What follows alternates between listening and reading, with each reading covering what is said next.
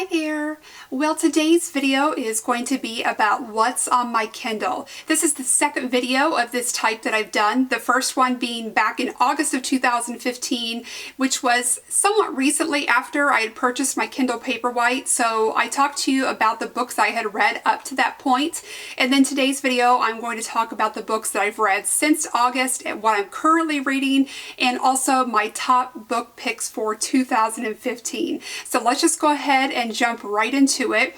So I've got some notes here. The first book that I read in August after my last video was The Good Girl. I really enjoyed this book. It was a mystery. It's about a young woman who's kidnapped and held for ransom, but this book really goes in directions that you don't expect it to go. I was really interested in all of the characters, particularly the bad guy in the book and then also the victim. I found myself having a lot of compassion and sympathy for the captor, a way that really took me by surprise, and the ending of this book also really took me by surprise, but I thoroughly enjoyed it from beginning to end, and it was very well written and very enjoyable, very interesting, and I just really liked the direction that it took. Alright, the next book that I read after that was Our Souls at Night by Kent Haruf. This book was a little bit different for me. It definitely didn't make it into my favorites for this past year, but it was very enjoyable. It's a much slower paced book. It's very softly spoken, I guess you could say. It's a very simple book. It does have quite a bit of meaning to it. I think that I was a little bit disappointed in it. I really enjoyed the storyline. I didn't really enjoy the way that the storyline was resolved at the end, but I still really liked the way it was written. I like the style of this author. I guess he has since passed, and a lot of people were very connected to his stories, and they are just a very modest storytelling, I guess you could say, but they are full of meaning and the characters are very real. And so I did like the book because I really enjoyed that about it, so I can't really say that it was a bad book for me, because I did enjoy it, but I just really wish that it had gone in a different direction at the ending. Okay, so in September, the next book that I read was Big Little Lies. This was a fantastic book. The funny thing about this story was that it really dealt with very heavy subjects, but it also had quite a bit of humor. So this is something I thoroughly enjoyed. It was a little bit longer book, if I remember correctly, but the story always kept me really interested. This was something I really looked forward to getting back into every night, and it was really quite interesting to me how the author was able to mix these really heavy, serious subjects, but then also keep it very light at the same time. It's something that you almost have to kind of read to experience, but this was a thoroughly enjoyable book. I really related to the characters in some ways, not always, but it was just interesting, the dynamics between these women in the book, and everybody had a little bit of a different backstory, but it was really fun to see how they all came together and developed friendships, and just the way that it all worked out in the end. So I would really recommend that one as well.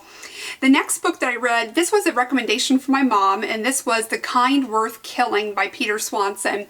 This was a really bizarre book. This was again a mystery. The characters in this are so different. This is not like any other mystery that you've read. It's really hard to talk a lot about this book without giving too much of it away. But the basic premise is that this man is unhappy in his marriage, and then a woman comes along who suggests that maybe he should just kill her. And it takes you so off guard right from the beginning of this book, and you keep expecting that to be, I'm so sorry, I've got my little flyaways in my hair going into my mouth here. You really just keep expecting this not to be what you think it is. You think, well, surely something is going to change, that this has all been a misunderstanding, but it really keeps building on that. So the characters are a little bit hard to sympathize with. I think everybody, in a way, you may feel a little bit like everybody that has something happen to them maybe deserves it in some way, but it was a lot of fun and definitely not like any other mystery that I've read, and it was very interesting. So it was very enjoyable. Alright, the next book that I read in October was After You. So if you have read Me Before You, this is the sequel to that book. This picks back up with the character Louisa Clark and follows her story, and it's It's not as good as Me Before You, in my opinion. That book really was special. That book was something that I don't think could be followed by anything else. It was just such a fantastic book. This does a really good job of kind of completing Louisa's story. It, again, didn't turn out exactly like I wanted it to, but I really enjoyed her character so much. She was someone that I really became connected to in Me Before You, so I really liked kind of reconnecting with her a little bit, hearing her voice again, and getting to hang out with her a little bit, I guess you could say. She's just someone that I felt I really was rooting for in the whole first book, and that didn't change with the second book, but it definitely did not have the impact on me that the first one did, but it was still something I enjoyed. The next book that I read, now this was one that I was just really taken with. This is The Snow Child. This was recommended to me by my friend Elle at Elle is for a Living. I told her that I wanted something very different to read, something very entertaining.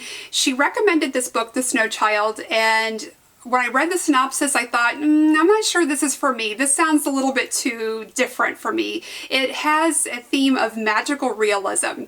But I would really encourage you, if that sort of turns you off, to give this book a chance anyway. It is just so amazingly written. It takes place in Alaska, and the author does such a good job of describing the scenery, the wildlife, everything that happens in this book. You can really feel yourself there. I did a little bit more research on the author because I was so taken with this book that I wanted to know more about her. And it turns out her husband works for, I believe it's the Wildlife Commission in Alaska, so a lot of her research on the natural aspects of that area were based on his familiarity with that, and you can really get a sense that she knew what she was talking about. But besides all of that, all of the characters in this book were very likable. It was one of those stories that really kept me guessing. You kind of really wonder from chapter to chapter if you really have a handle on what's going on. And I can tell you that this is one of those books that you can get all of the way through and still have a lot of questions. But this was just one of the most entertaining books that I read all year. It was, again, something that I so looked forward to. It wasn't hard to get into. The story was easy to get involved with. There weren't a lot of complex characters. But it was just something that really kind of kept my interest, and again, because I felt like I was so much a part of the story because of the author's great descriptions of the area, that it really just, for me, felt like I was there and could imagine things really easily. Okay, so the next book that I began in December was Take Me With You. This is a book that I actually abandoned about halfway through, but that's not really a statement on the quality of the book. I thought it was a really good book. This was Catherine Ryan Hyde. This is my first book from this author. She reminded me a lot of Kent Haroof in the style. It was very simply put. The characters are very authentic people that you can really relate to. Unfortunately for me, and I don't want to give away too much of the story, but the storyline got to a point for me that it hit a little too close to home for me right now with things that are going on in my personal life. So reading for me is something that I usually like to use as relaxation, as an escape, as entertainment, and it just, again, without giving it away, it just hit too close to home, and it wasn't something that I wanted to continue with at this point, but I will go back and finish it. It is still a book that I would recommend. It's just not something that, for me, this was not good timing for this book for me. So, but that brings me to the book that I am currently reading, which is The Light Between Oceans. This ranks up there with The Snow Girl for me as far as descriptions. The author is obviously done a lot of research, is very familiar with the subject matter in this book. So this is based on a man, it becomes a couple who lives and runs a lighthouse. And the author does a lot of explaining about the lighthouse workings, the lighthouse culture, how all of that works together. He goes into a lot of detail about the characters, their backgrounds, but there's just a lot of information. I don't know if the right term would be maritime. I'm not sure if that's the right way to describe it, but just a lot of things about boats and direction, navigation, things like that. Things I didn't know, but it wasn't boring in any way. It really really just showed me that they knew a lot about what they were talking about, and again, really makes me feel like I'm there. I am just a little over 50% of the way through this book right now, and I really just don't want it to end. I kind of just read a few chapters, maybe 2 or 3 each night. The chapters are a little bit longer with this book, but it's not something I want to rush to get through because I am really enjoying this story. This is a difficult story to describe without giving away a lot, because even when I start talking about the premise, I feel like I'm saying too much. But I would really recommend it. This is a bit of a mystery. It's a bit of a moral dilemma that the characters are going through. It's really, really good, and I can't say for sure whether I would recommend it because I haven't gotten to the end, but I can tell you that during this book right now I am thoroughly enjoying it.